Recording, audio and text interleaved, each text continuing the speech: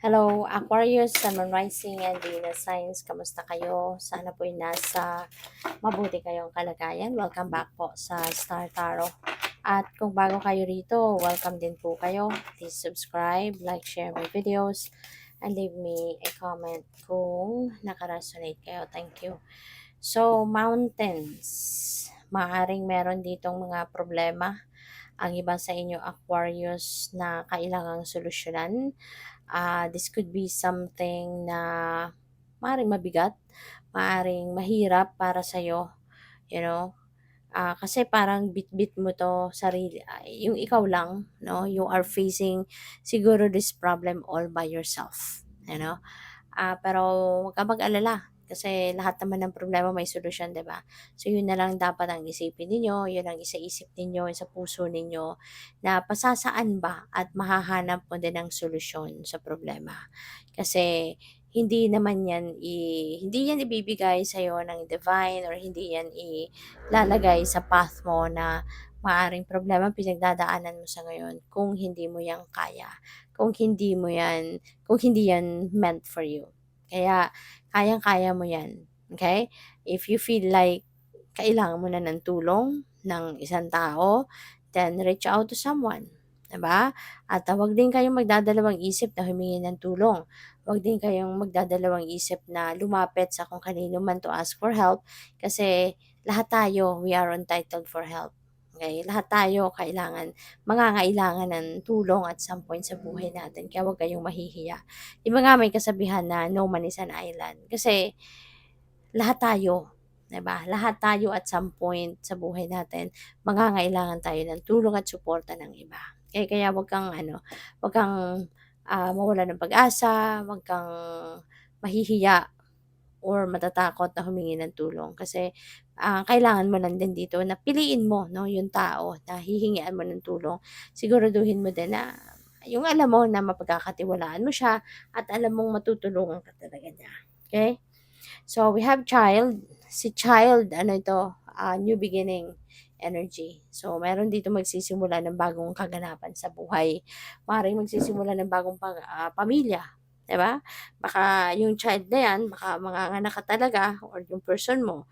Diba? So, maybe, kasi baka ang iba sa inyo buntis ngayon, no? Baka malapit ng mga anak.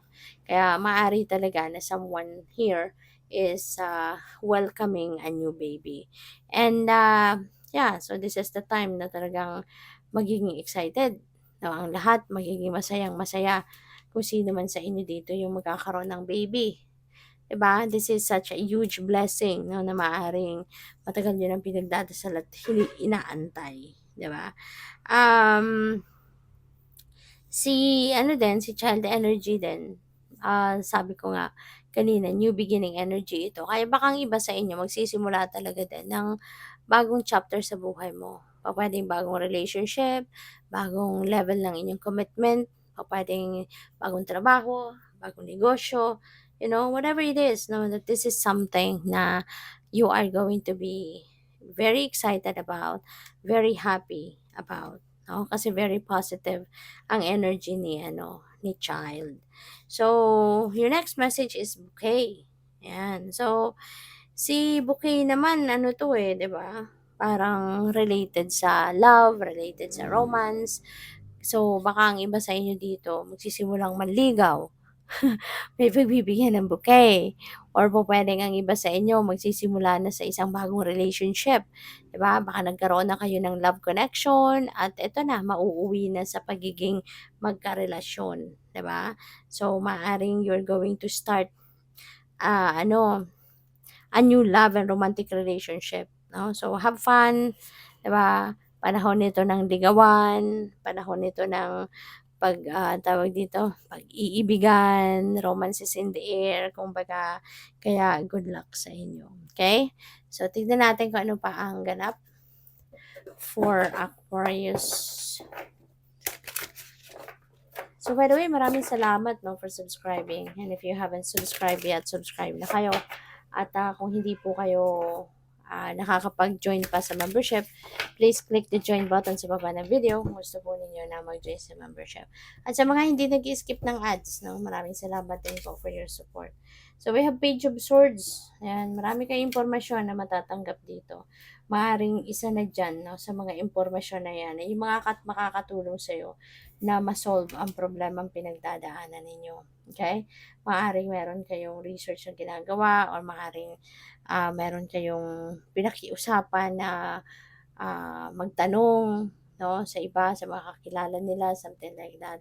Kung ano yung pwede mong gawin, kung anong pwede makatulong, no, sa inyong situation. So, maybe you are going to receive that information very soon, no? So, good luck. And the Seven of Cups, ayan, dahil nga papasok sa bagong sitwasyon ng iba sa inyo, maybe you are receiving news regarding new opportunities. Baka meron dito mga balita kayo na matatanggap, 'di ba? Na merong opportunity doon, ganito, ganyan. Sige, punta tayo. Tignan natin, no? Mga ganyan. So you really need to be discerning, no, sa mga opportunities na to kasi alam mo na baka mamaya mga be watchful for red flags, okay?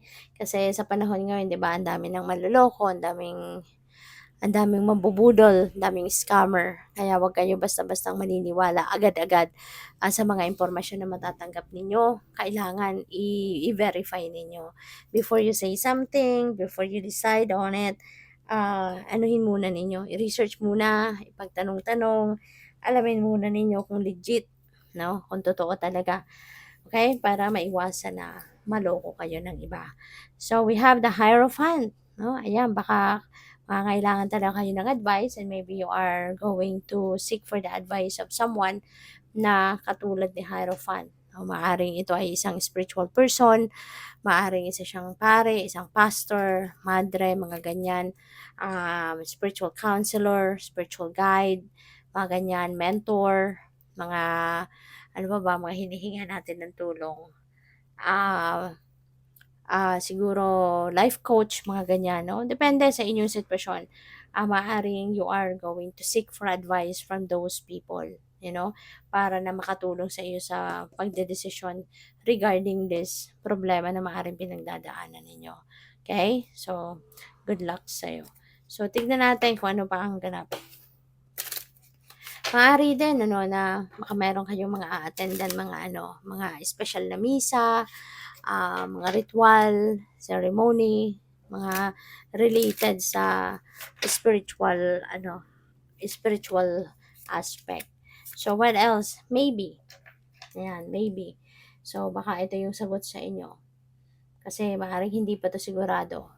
'Di ba? Or baka kayo yung merong sasagutin na maybe, baka merong tanong sa inyo at hindi rin kayo sigurado kaya po puwedeng isagot ninyo ay baka nga, 'di ba? Maybe pag-iisipan ko muna.